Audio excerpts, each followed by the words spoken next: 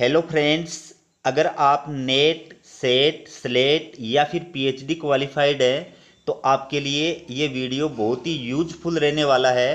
क्योंकि इस वीडियो के अंदर मैं आपके लिए 3 राजकीय महाविद्यालयों में विद्या संबल गेस्ट फैकल्टी वैकेंसी से जुड़ी हुई अपडेट लेकर के आया हूँ।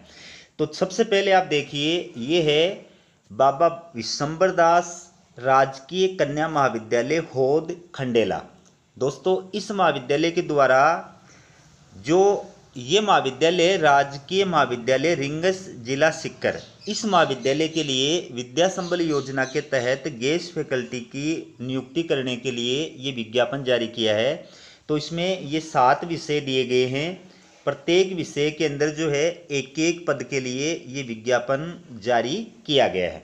ठीक है, तो इसमें आवेदन की जो लास्ट डेट बताई गई है वो बताई गई है 23 सितंबर 2024। बाकी जो निर्देश है वो मैं आपको एक साथ बताऊंगा। ठीक है, तो 23 सितंबर तक आप इसके लिए आवेदन कर सकते हैं। अगला जो महाविद्यालय है ये है राजकीय महाविद्यालय बूंदी।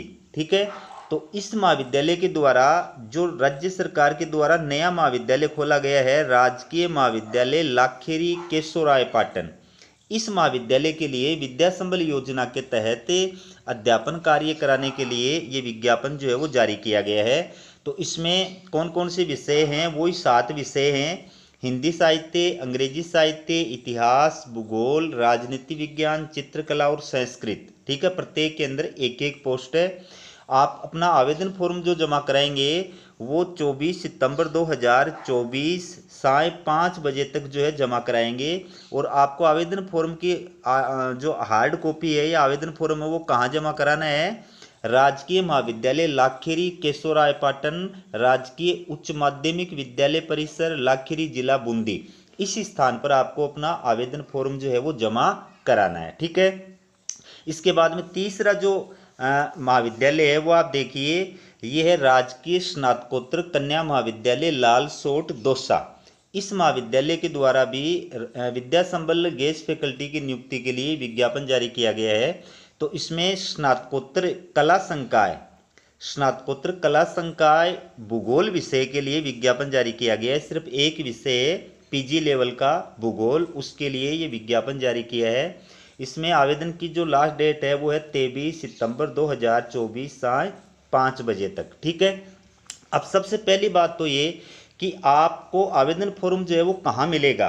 तो जिस महाविद्यालय के द्वारा विज्ञापन जारी किया गया है उस महाविद्यालय की ऑफिशियल वेबसाइट से आप अपना आवेदन फॉर्म डाउनलोड कर सकते हैं, या आप चाहें तो आयुक्तालय कॉलेज शिक्षा राजस्थान जयपुर की ऑफिशियल वेबसाइट से भी विद्या संबल गेस्ट फैकल्टी का जो आवेदन फॉर्म है वो डाउनलोड कर सकते हैं। अब कई सारे अभ्यर्थी जो है वो वीडियो देखते नहीं हैं और कमेंट करके पूछते रहते हैं, लेकिन मैं वीडियो के अंदर आपको पूरी जानकारी जो है वो प्रदान करता हूं। ठीक है, अगर आप वीडियो देखेंगे तो इसमें कमेंट करके पूछने की आपको कोई आवश्यकता ही नहीं होगी। अब आपको आवेदन कैसे करना है?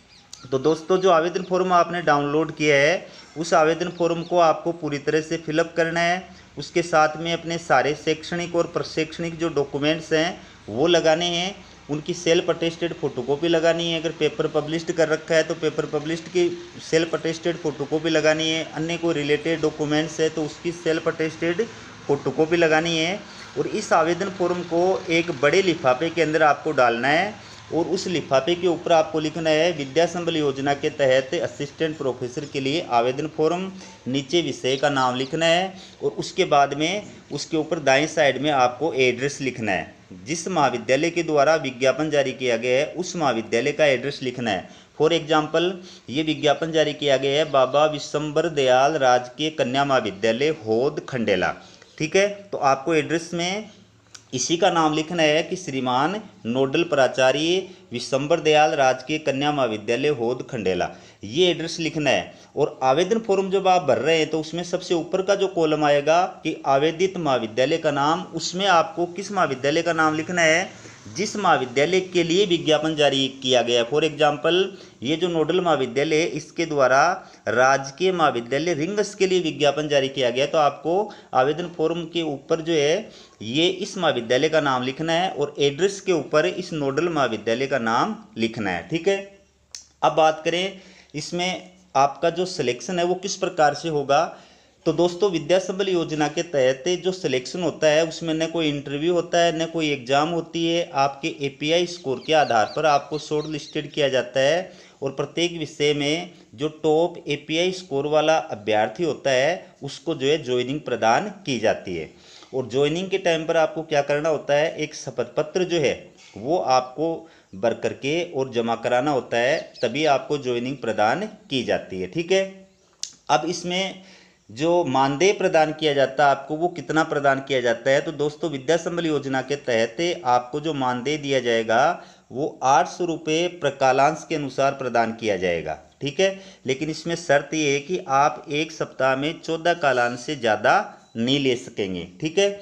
अब जहाँ पर सेमेस्टर सिस्टम लागू है तो वहाँ पर तो आपको कब तक रखा जाएगा कि या तो सेमेस्टर की एग्ज़ाम प्रारंभ होने तक या फिर सेमेस्टर का सिलेबस पूरा होने तक, दोनों में जो भी पहले पूरा हो जाएगा तो आपको पद से हटा दिया जाएगा।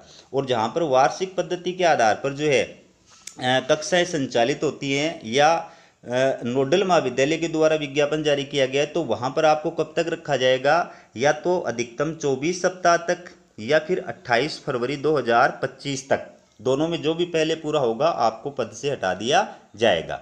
तो इसमें जो मानदेय प्रदान किया जाएगा वो 50 कालांश पूरे होने के बाद में आपको 40,000 रुपये मानदेय प्रदान किया जाएगा। ठीक है। बात करें योग्यता की कि कौन अभ्यर्थी इसमें अप्लाई कर सकता है। तो दोस्तों इसमें सबसे पहली बात कि जिस विषय में आप अप्लाई कर रहे हैं उस विषय में या उससे संबद्ध विषय में 55% मार्क्स के साथ में आपके पास में पीजी की डिग्री यानी मास्टर डिग्री होनी चाहिए। और इसके साथ साथ में विश्वविद्यालय अनुदान आयोग यानी यूजीसी या फिर सीएसआईआर के द्वारा जो राष्ट्रीय पात्रता परीक्षा आयोजित कराई जाती है नेट, या तो आप वो क्वालिफाइड होने चाहिए, या फिर जो स्टेट पात्रता परीक्षा होती है सेट या स्लेट आप वो क्वालिफाइड होने चाहिए, या फिर आप पीएचडी क्वालिफाइड होने चाहिए। ठीक है। लेकिन आपकी जो पीएचडी है वो यूजीसी रूल्स 2009 या 2016 के तहत होनी चाहिए। बाकी ऐसे अभ्यर्थी जिनकी पीएचडी यूजीसी रूल्स 2009 या 2016 के अनुसार नहीं है, यानी जिनकी पीएचडी का रजिस्ट्रेशन 11 जुलाई 2009 से पहले का है, या फिर जिनकी पीएचडी की डिग्री 11 जुलाई 2009 से पहले की है, उनको क्या करना है, उनको अपनी संबंधित यूनिवर्सिटी के कुल सचिव या संकाय अध्यक्ष, डीन या फिर रजिस्ट्रार, उनके द्वारा एक 5 बिंदुओं का सत्यापित जो प्रमाण पत्र है वो आवेदन फॉर्म के साथ में संलग्न करना है, वरना आप पीएचडी के आधार पर अप्लाई नहीं कर पाएंगे। ठीक है। तो जो भी अभ्यर्थी इच्छुक हैं आवेदन करना चाहते हैं उनको निश्चित रूप से आवेदन करना चाहिए। इसमें आवेदन आपको ऑफलाइन करना है। ठीक है। इसमें कोई आवेदन शुल्क नहीं है, निःशुल्क आवेदन कर सकते हैं। बाकी ये सबसे बढ़िया जो है अपॉर्चुनिटी आपके लिए, अगर आप उच्च योग्यताधारी अभ्यर्थी हैं तो आराम से इसमें अप्लाई करें। और इसमें कालांश लेने के बाद में आप फ्री हो जाते हैं। आप अपनी तैयारी भी करना चाहें अगर, तो आप तैयारी भी आराम से कर सकते हैं। ठीक है। तो आवेदन फॉर्म आप चाहें तो बाई हैंड भी जा करके जमा करा सकते हैं और बाई पोस्ट भी जा करके बाई पोस्ट भी जो है आप भेज सकते हैं। और रही बात अदर स्टेट के अभ्यर्थियों की, तो अदर स्टेट के अभ्यर्थी भी विद्या संबल योजना के तहत अप्लाई कर सकते हैं। इसमें कोई बाउंडेशन जो है वो नहीं लगाई गई है। एपीआई स्कोर के आधार पर आपका इसमें सिलेक्शन किया जाएगा। ठीक है। तो ये थी आपके लिए राजस्थान विद्या संबल वैकेंसी 2024 से जुड़ी हुई अपडेट। इसी प्रकार की अपडेट पाने के लिए चैनल को सब्सक्राइब जरूर कीजिएगा। हमारा वीडियो देखने के लिए आप सभी का बहुत बहुत धन्यवाद।